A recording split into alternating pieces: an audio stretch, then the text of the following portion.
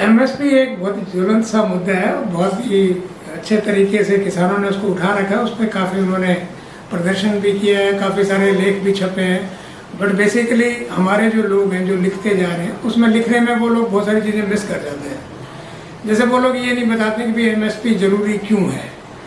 भाई basically MSP किसान का जो काम है वो एक लंबा काम है। उसका प्रोडक्शन 3 महीने 4 महीने की मेहनत के बाद में वो प्रोडक्शन निकलता है, और 3-4 महीने नहीं, वो 5-6 महीने का होता है। किसी खेत को तैयार करने के लिए पहले उसमें बांध करनी पड़ती है, उसके बाद में फिर बिजाई होती है, बिजाई के बाद में निराण पहले सूड़ काटना, निराण वगैरह, ये सारे करके वो 6 महीने का पूरा प्रोसेस होता है। उसमें बहुत सारा लेबर इंटेंसिव काम है।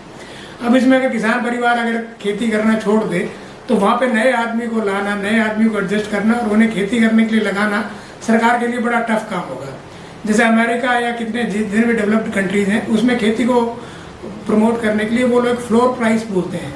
फ्लोर प्राइस वो होता है जो कि मिनिमम प्राइस होता है, जो आपके प्रोड्यूस के लिए सरकार देगी गारंटी करती है।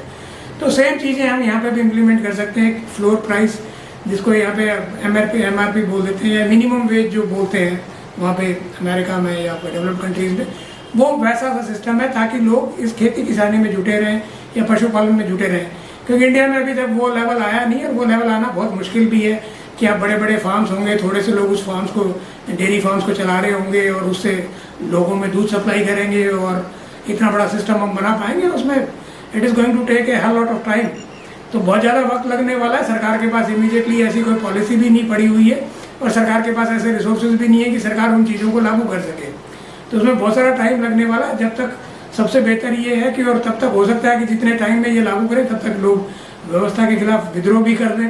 तो सरकार के लिए बेहतर यही है कि सरकार छोटे छोटे जो लोग जो हैं, जो छोटे किसान हैं, जो अपने घरों में 2-4-5 भैंसे लेके डेयरी चला रहे हैं, या जो छोटे किसान हैं जो आपको गेहूँ उपजा के दे रहे हैं, सरसों उपजा के दे रहे हैं, या दाल दलहन उपजा के दे रहे हैं, या चावल उपजा के दे रहे हैं, तो उनके हितों का ख्याल रखें। उनके हितों में इस तरह से रखें कि भाई उनको मिनिमम वेज भी मिले, उनको मिनिमम प्राइस भी मिले, उनको आगे आने वाली जो अगर कोई भावी नुकसान हो या पहले जो नुकसान हो चुका हो, उनको बैलेंस करने के लिए एक ऐसा मैकेनिज्म तैयार करें ताकि वो खेती में खुश रहे।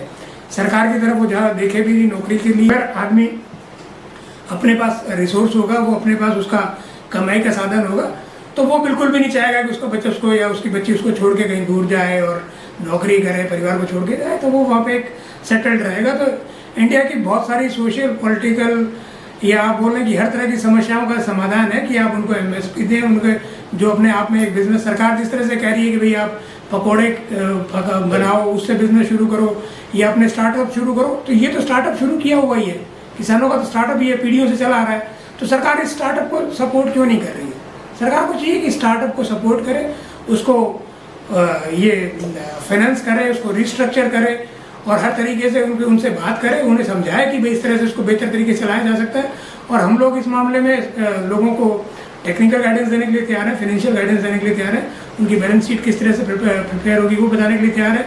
वो पुराने खर्चे वगैरह किस तरह से एडजस्ट करेंगे, तो वो लोग भी हम बताने के लिए तैयार है। सरकार हमारी मदद भी ले सकती है इस बात।